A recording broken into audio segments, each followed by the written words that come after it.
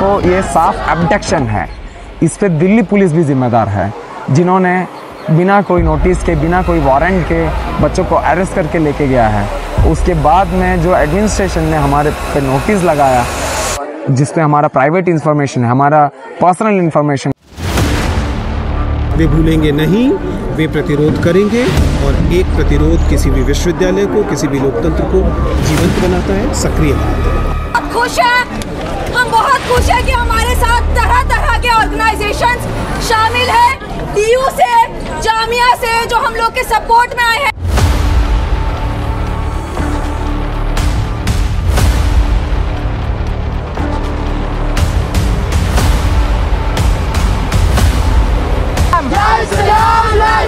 तो बॉयकॉट होंगे कि हमारे एडमिन की कुर्सी हिल गई।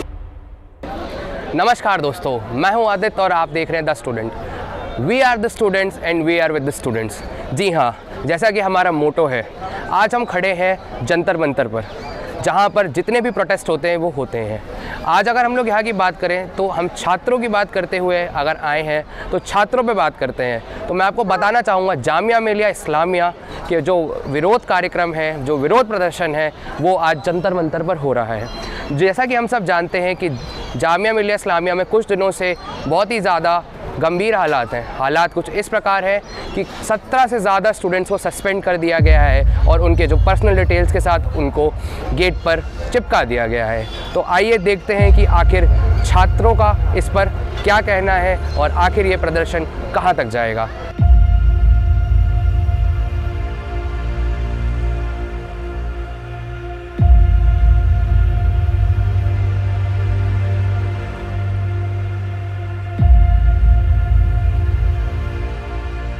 और जैसे हम लोग फर्स्ट ईयर के 3 स्टूडेंट डिटेन हुए थे उस दिन, और डिटेन करने का टाइमिंग सुबह 6 बजे होना चाहिए क्योंकि लड़कियां थी स्पेशली 5-6, लेकिन इन लोगों ने हमें 6 बजे से पहले डिटेन किया, 5:30 बजे लगभग। और उसके बाद डिटेंशन तो हम लोग को ऐसे किया गया है बिना चप्पलों के। हम लोग बोलते रहे कि फ़ोन उठाने दीजिए अपना या पर्स लेने दीजिए। मेरे साथ जो मेरी फ्रेंड है हबीबा, जो मेरी बैचमेट है, उसको मतलब उसकी PCOD की दवाई थी उसके बैग में, और जो महंगी आती है उसको खानी पड़ेगी वरना उसकी तबीयत बिगड़ जाती है। तो उसको वो भी नहीं लेने दिया। वो बोलती थी, उसको मेल गार्ड्स ने उठाया, उनको और ज्योति को बाल पकड़ के। मेल गार्ड्स कैसे एक फीमेल को उठा सकते हो? बाल पकड़ के खींचते हैं जैसे कोई सामान खींच के जा रहा हो, इंसान नहीं। तो ये बहुत ही बुरा टॉपिक था और हबीबा तो इतना ट्रॉमेटाइज्ड हो गई थी क्योंकि वो नींद में थी। उसको लगा कि कुछ स्टूडेंट्स हैं और वो डिटेन नहीं हो रही है, उसका कुछ होने वाला है, क्योंकि हम लोग गेट से नहीं निकाला गया। हम लोग को तार काट के साइड में एक रास्ता है वो, वहाँ से निकाला गया। तो वो इतनी ट्रॉमेटाइज थी और इतनी डर गई थी कि पता नहीं क्या होने वाला है। वो उसका जिसका नाम याद आया वो चिल्लाने लगी। ज्योति जी के बाल पकड़ के उन्हें घसीटा गया, उनको भी कुछ समझ नहीं आया। एंड मैं तो फिर भी होश में थी, मुझे पता था कि हाँ क्या हो रहा है। मैंने बार बार चिल्लाया, मुझे मेरा फ़ोन उठाने दो, फ़ोन उठाने दो। उन लोगों ने ना फ़ोन लेने दिया ना सामान लेने दिया। मैं उस टाइम पे पीरियड की हालत में थी, तो मेरा बैग, मेरे पैड्स, हर चीज़ मतलब वहाँ छूट गई। हम लोग लड़कियाँ हैं, हम लोग की कुछ प्राइवेसी है, अपना हेल्थ होता है, उसका ध्यान रखना। जब वॉशरूम जा रहे हैं कह रहे गेट खोल के जाओ, हम लोग की कोई डिग्निटी है, हम लोग को कोई रिस्पेक्ट या प्राइवेसी है? बिल्कुल भी नहीं। हबीबा को तो थप्पड़ मारे गए उसका फ़ोन रखने की वजह से, क्योंकि उसने अपना फ़ोन अपने पास रखा। मेल गार्ड से थप्पड़ मारे? नहीं, फीमेल थी, सब इंस्पेक्टर शकुंतला जामिया नगर से थी वो भी। और सिर्फ इसलिए कि उसने अपना फ़ोन अपने पास रखा और उसने अपने दोस्तों को मैसेज किया कि मैं यहाँ पे हूँ बदरपुर पुलिस स्टेशन में, क्योंकि हम लोग को नहीं बताया गया था हम लोग को कहाँ ले जा रहे हैं, क्यों ले जा रहे हैं, कुछ भी नहीं, मतलब कोई आइडिया नहीं था। और दोपहर के 1 बजे तक ना हमारे घर पे गार्जियन को कॉल की गई, ना कुछ हमें इन्फॉर्मेशन दी गई कि हमारे कॉलेज से कोई आया है नहीं आया, बाहर का क्या माहौल है। हम लोग चिल्लाते रहे कि घर पे कॉल करिए, अपने सीनियर्स को बुलाइए, हम लोग बात करेंगे, बट कोई कुछ नहीं आया। ना कोई सीनियर्स आया ना कुछ। 12:30 बजे इनका एक सीनियर ऑफिसर आया, हम लोगों ने बात की। उसके बाद 1 बजे हम लोग के घर पे कॉल किया गया और 2:30 बजे हम लोग वहाँ से निकले हैं। तब हम लोग को थोड़ी शांति लगी कि हाँ हम जा रहे हैं। डर किसी को नहीं लगा, बट हबीबा की बहुत हालत बिगड़ चुकी थी। उसको पैरासीटामोल हम लोगों ने ज़बरदस्ती मंगवाया बार बार बोल करके, तब उसने खाया, उसकी थोड़ी हालत ठीक हुई। बट उसको एज अ मुस्लिम वूमेन इतना टारगेट किया गया वहाँ पे, उसका हर एक एक्सप्रेशन, वो जो बोल रही है, क्या कर रही है, हम लोग उससे अगर उसने ज़रा सा भी बोला तो वो भी ध्यान देते। पूरा मतलब उसको 5-6 लोग वहाँ जितनी फीमेल्स थी बैठी हुई, जितने इंस्पेक्टर से सब उसको ध्यान से देख रहे थे कि वो क्या बोल रही है, क्या कर रही है, पूरे टारगेट पे थी वो। उसको वो कुछ बोल नहीं सकती थी वहाँ पे कि मुझे पानी चाहिए या कुछ भी। उसको इतना डरा दिया गया था, वो पूरी तरह से डर चुकी थी। ज्योति जी ने वहाँ चिल्लाया, वो रो पड़ी कि हमारे घर पे बात कराइए, बट इन लोगों ने ना कॉल किया ना कुछ। मैं खुद वहाँ मतलब कोशिश कर रही थी कि सब नॉर्मल रहे। और ज्योति जी को बार बार मतलब वो दलित कम्युनिटी से बिलोंग करती है, तो उनसे बार बार पूछा कि आप कौन सा नेम लगाती हैं, नहीं लगाती, कौन सी कास्ट है। उन्होंने कहा मैं कुछ नहीं लगाती। फिर भी उनको मतलब बार बार पूछा कि नहीं बताइए बताइए, फिर उन्होंने बताया, तब जाके थोड़ा ये लोग शांत हुए। तो ये बहुत ख़राब माहौल था वहाँ पे कि जिस तरह से हम लोग को ट्रीट किया गया एज अ वुमेन। हम लोग की ना सेफ्टी देखी गई, ना डिग्निटी। तबीयत ख़राब थी सबकी, सब ट्रॉमेटाइज हो गए। और हम लोग के कैंपस के अंदर मेन पुलिस आए थे, वो मेल पुलिस, मुंह बांध करके। मैंने खुद देखा है, मैं ये कोई सुनी हुई बात नहीं कह रही हूँ, मैंने देखा है कि पुलिस आई थी अंदर, मुंह बांध रखा था। तो मतलब ये इलीगल वे है। एक तो आप लोगों ने हमें टाइम से पहले डिटेन किया, अंदर मेल पुलिस आई, लोगों को घसीटा, लड़कियों को स्पेशली बिना चप्पल के, बालों से। ये कौन सा तरीका है डिटेन करने का?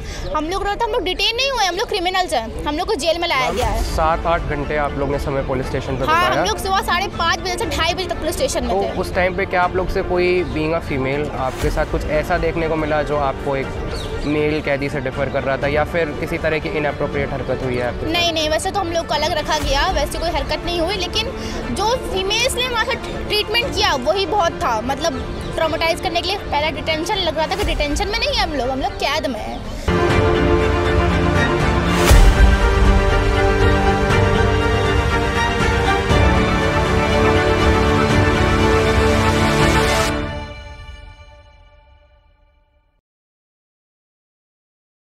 आज हमारे साथ कॉमरेड मौजूद हैं जिन्होंने जामिया में जो भी उत्पीड़न हुआ वो अपनी आंखों से देखा। सर, मैं आपसे जानना चाहता हूँ कि जिस तरह से एक जो प्रोटेस्ट हुआ है ये जामिया 17 के नाम से, इसमें देखा जा रहा है कि जो स्टूडेंट्स हैं वो केवल इतना चाह रहे हैं कि उनकी बात सुन ली जाए। मैं आपसे आपकी बात सुनना चाहता हूँ कि आखिर ऐसा क्या हुआ कि स्टूडेंट्स को दिल्ली के जंतर मंतर पे आके प्रोटेस्ट करना पड़ा? क्या जामिया का प्रशासन उनकी एक भी बात नहीं सुन रहा है, या फिर जामिया का प्रशासन अपने स्टूडेंट्स की कदर ही नहीं कर रहा है? इस पर क्या राय है आपकी? ठीक है, सबसे पहले एक बात बताता हूँ कि हमने आंखों से देखा नहीं है, हम लोग उसको झेला है। ठीक है, अभी भी झेल रहा है। तो देखो, हम लोग काफ़ी अलग अलग तरीके से एडमिनिस्ट्रेशन के सामने बात रखने के लिए हम लोग कोशिश किए। ठीक है, जब सस्पेंशन हुए उसके बाद, क्योंकि पहली बात ये, हम लोग जब सिट इन प्रोटेस्ट कर रहे थे तो प्रॉक्टर हमारे साथ बात करने के लिए तैयार नहीं थे। वो सेंट्रल कैंटीन में आए लेकिन हमारे साथ बात नहीं किया, वो अंधेरे में खड़े थे। मतलब बिजली को भी उन्होंने काट दिया था, जिस वजह से हमको तो डर लगता है ना, जब 15 गार्ड्स हमको घेरते हैं और 4 लोग अकेले जा कर के उनसे बात करने के लिए अंधेरे में खड़ा होकर के बात, अंधेरे में कोई नेगोशिएशन नहीं हो पाता है। इसीलिए हम लोग लाइट जलाए थे, हम लोग टेबल बनाए थे नेगोशिएशन के लिए, जब जहाँ पे प्रॉक्टर आने के लिए तैयार नहीं हुआ था। हम नेगोशिएशन के लिए तब भी तैयार थे, अभी भी तैयार है। देखो, हमारे मांगे बहुत स्पष्ट है। जामिया में हमको अभिव्यक्ति की आज़ादी चाहिए, बोलने की आज़ादी चाहिए, संगठित होने की आज़ादी चाहिए, और उसके अलावा हमको अपना इश्यूज़ पे बात करने का भी अधिकार चाहिए। ठीक है, तो इस तरीके से जब एडमिन हमारे जो फ्रीडम ऑफ एक्सप्रेशन है इसको खारिज करके जब ऑफिस मेमोरेंडम, जो हमारे संवैधानिक अधिकार है, उसके ऊपर एक एब्सोल्यूट बैन लगा करके जब नोटिस निकालता है,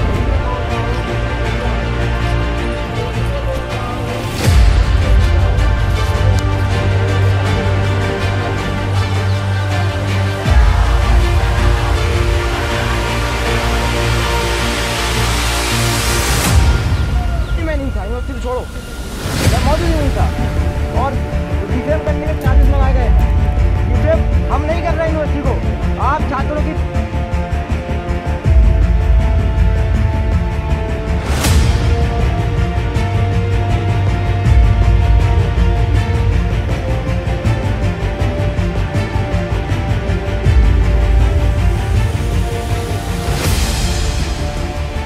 देखिए, आप इस पूरे प्रश्न को इस तरीके से देखिए कि 2019 की जो घटना थी, अभी जो हुआ है वो 2019 की इस घटना को विद्यार्थी याद करने की कोशिश कर रहे थे और प्रशासन को पसंद नहीं आया। इस कारण इन विद्यार्थियों के खिलाफ इस किस्म की कार्रवाई की गई है, जो न केवल अनुचित है, अस्वीकार्य है, और हम उसके खिलाफ हैं। मैं अपनी सॉलिडारिटी एक्सप्रेस करता हूँ। लेकिन अगर इस पूरे बिंदु को थोड़ा विस्तार से देखेंगे तो आप समझ पाएंगे कि 2019 की घटना, जामिया, अगर जामिया का मतलब केवल प्राधिकारी नहीं है, उसमें स्टूडेंट शामिल है, तो जामिया के स्टूडेंट्स उसे भूले नहीं।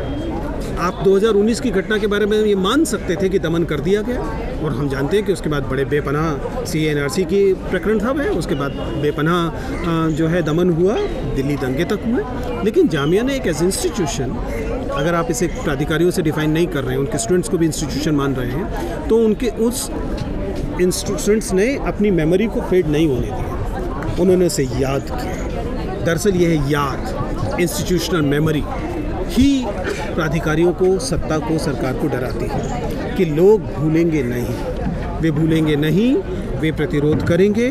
और एक प्रतिरोध किसी भी विश्वविद्यालय को, किसी भी लोकतंत्र को जीवंत बनाता है, सक्रिय बनाता है। सर, जैसा कि जामिया ने एक ऑफिशियल स्टेटमेंट निकाला था जिसमें कहा गया कि यहाँ पे जो छात्र थे जो सस्पेंड हुए वो तोड़फोड़ कर रहे थे, वैंडलिज्म कर रहे थे, और उसके बाद उनका सस्पेंशन हुआ। छात्रों के लिए ये भी बोला गया कि वो VC से बात नहीं कर रहे थे और सीधे प्रोटेस्ट पे बैठ गए थे, और उन्होंने कहीं ना कहीं जो यूनिवर्सिटी का माहौल है वो बिगाड़ने की कोशिश करी, उसके बाद सस्पेंशन हुआ। इस पर आप क्या कहेंगे? मैं एक विश्वविद्यालय शिक्षक हूँ और मैं जानता हूँ कि जब विद्यार्थियों के खिलाफ अनुशासनात्मक कार्रवाई की जाती है तो उसकी प्रक्रिया क्या है। क्या इस प्रक्रिया का पालन हुआ? अगर आप उस पत्र को देखेंगे तो आप साफ वक्त देखेंगे, उसमें कहा गया कि पहले आपको सस्पेंड किया जा रहा है, बाद में आपके खिलाफ डिसिप्लिनरी जो कमेटी है वो जांच करेगी। आप जांच से पहले सज़ा दे रहे हैं, कतई स्वीकार्य नहीं, पहली बात। दूसरी बात, जिस किस्म के आरोप आप लगा रहे हैं, मैं दिल्ली विश्वविद्यालय में पहले विद्यार्थी था और पिछले 20-25 सालों से विश्वविद्यालय का शिक्षक हूँ। क्या इस किस्म की घटनाएं, अगर मान लीजिए प्रशासन का ये पक्ष होता भी कि विद्यार्थियों ने कुछ तोड़फोड़ की है, चीख चिल्लाहट की है, तो क्या उसके खिलाफ इस किस्म की कार्रवाइयाँ की जाती हैं कि आप रात में विद्यार्थियों को 3 बजे उठा लेंगे? नहीं की जाती है। उसके लिए आप अपने विद्यार्थियों से डील करें, आप अपराधियों से डील नहीं कर रहे हैं। आपको उसके लिए बराबर पुलिस की आवश्यकता नहीं है, आपको उसके लिए FIR करने की आवश्यकता नहीं है। आप विद्यार्थियों से बातचीत करेंगे और इस प्रॉब्लम को रिजॉल्व किया जा सकता है। और विद्यार्थी कर भी क्या रहे थे? विद्यार्थी विश्वविद्यालय पर 5 साल पहले हुए हमले को याद कर रहे थे। इसमें तो प्रशासन को शामिल होना चाहिए था, क्या परेशानी है? पर चलिए, आप डिसएग्री करते हैं, आप उसमें शामिल नहीं होना चाहते, बिल्कुल सही है। आप विद्यार्थियों के बारे में भी चाहते हैं कि वे शामिल नहीं होना चाहिए, आप कह सकते हैं कि मत शामिल होइए, लेकिन क्या इसके लिए आप उनके खिलाफ आपराधिक कार्रवाई करेंगे? मुझे लगता है कि एक शिक्षक होने के नाते मुझे ये पचाना बड़ा मुश्किल लगता है कि यह विश्वविद्यालय प्राधिकारियों ने स्वयं कर लिया। मुझे लगता है कि विश्वविद्यालय प्राधिकारी जो हैं वे इस मामले में और विवेकशील और संवेदनशील होने चाहिए। सर, जामिया के जो तमाम व्हाट्सएप ग्रुप है उसमें ऐसी बातें चल रही हैं और ऐसे वीडियोस वायरल हो रहे हैं जहां पर ये दिखाया जा रहा है कि जो प्रोटेस्टर्स थे, जिस जगह पर वो बैठे हुए थे, जिन गद्दों पर वो बैठे हुए थे, उनके नीचे से अल्कोहल, सिगरेट और आपत्तिजनक चीज़ें मिली हैं।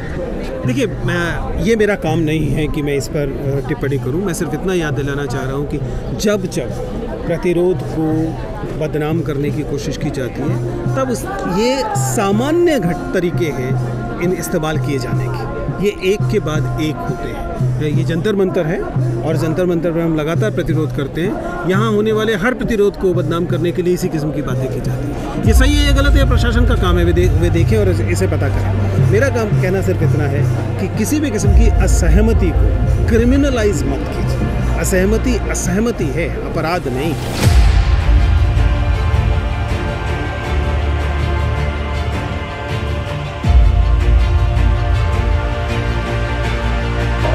नमस्कार दोस्तों, मैं हूं आदित्य और हमारे साथ हैं सखी मैम। सखी मैम SFI जामिया की प्रेसिडेंट है। तो मैम, जैसा कि आपने प्रोटेस्ट ऑर्गेनाइज किया, मैं आपसे जानना चाहता हूं कि ये जो प्रोटेस्ट है जो 17 बच्चों की डिटेंशन और सस्पेंशन के खिलाफ है, इसके लिए मैं आपसे वो इनसाइडर्स जानना चाहता हूँ जो शायद मेन स्ट्रीम मीडिया नहीं दिखा रहा है। जी, तो हम इस समय 17 छात्र हैं जो अभी सस्पेंडेड हैं। ये हम इसलिए सस्पेंडेड हैं क्योंकि हमने जामिया के अंदर एक धरना प्रदर्शन किया कैंपस डेमोक्रेसी के लिए ही। हम अपना जो 2022 में एक ऑफिस मेमोरेंडम आया था जिससे मैं हमेशा बात रखती हूँ। 2022 में मेरा दाखिला हुआ था, मैं बैचलर्स कर रही हूँ, मैं फाइनल ईयर की स्टूडेंट हूँ।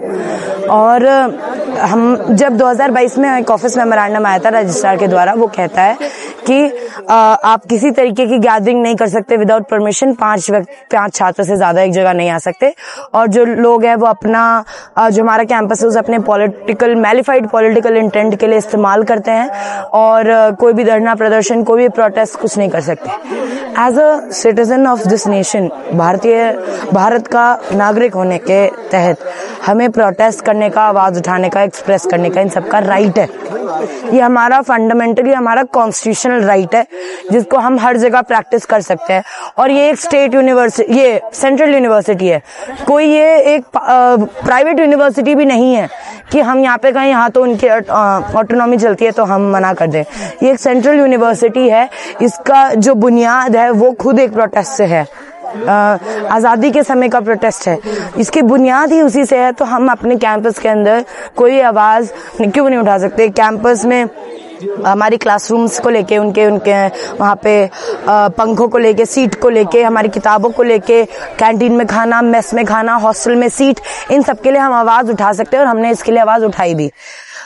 इसी को याद करते हुए हमने 15 दिसंबर को जब 2019 में हमारे कैंपस में बर्बरता हुई थी, दिल्ली पुलिस अंदर घुसी थी, CNRC का प्रोटेस्ट चल रहा था और छात्रों को पीटा था, उन पे लाठियां बरसाई थी, उसको हम हर साल याद करते हैं। इस साल भी 2024 में हमारे 5 साल होने जा रहे थे इसको, हमने उसे याद किया। उसको करते हुए 15 दिसंबर को हमारे कैंपस को मेंटेनेंस के नाम पे बंद कर दिया गया। 16 दिसंबर को हमने दोबारा करने की कोशिश करी, तब 4 छात्रों पे शो कॉज नोटिस आया और डिसिप्लिनरी कमेटी बैठी। शो कॉज नोटिस की तो एक तो आदत हो गई है हमारे एडमिन को, उन्होंने दोबारा भेजा और उनमें से 2 छात्रों पे जो PhD कर रहे हैं उनको DC बैठाई। उस GC के खिलाफ, क्योंकि उस GC में अगर हमारे छात्र जाएंगे तो उनसे या तो अंडरटेकिंग ली जाएगी कि आप आगे से ऐसा कुछ नहीं करेंगे, या तो उनसे कहा जाएगा कि आप एक्सपेल हैं, या तो उनसे कहा जाएगा कि आप खुद डी रजिस्टर करिए। तो उनके बिल्कुल फंडामेंटल राइट को बिल्कुल एक्सप्लॉइट करेगा। तो उस DC के खिलाफ हम लोगों ने इंडेफिनिट स्ट्राइक सेंट्रल कैंटीन में बहुत ही पीसफुल तरीके से पोस्टर बनाते हुए, गाना गाते हुए, नारे लगाते हुए धरना हमने शुरू किया और उसको आगे बढ़ाते हुए 3रा दिन हुआ था। हमारे पहले दिन तो वॉशरूम बंद कर दिए, लाइट बंद कर दी, कैंटीन बंद कर दी, हमारे पास खाने का कोई जरिया नहीं था, हमारे बाहर से खाना मंगवाना पड़ रहा था, हमारे यहाँ कोई भी वॉशरूम जाने का जरिया नहीं था। हमारे पास इतनी महिलाएं थी, उन्होंने वॉशरूम बंद कर दी, रात में लाइट बंद कर दी, जबकि हमारे पास इतने छात्र थे, हम कैंडल जला के वहां पे बैठ रहे थे। ऐसे ही दूसरे दिन काफी लड़ाइयां बढ़ी कैंपस के अंदर। कॉमन स्टूडेंट क्यों लड़ाई कर रहे थे हमें खुद समझ नहीं आ रहा था। अगले दिन हमारे 3रे दिन के शुरू होते ही हमारे घर में पुलिस के द्वारा कॉल पहुंचने लगा हमारे पेरेंट्स को। हमें कोई कॉल नहीं कर रहा है कि आप पे कोई कंप्लेन है, आप पे FIR हो सकती है। हमारे पेरेंट्स को बताया जा रहा है कि इन पे हमारे बच्चे पे FIR कर देंगे, ऐसे हटा लो।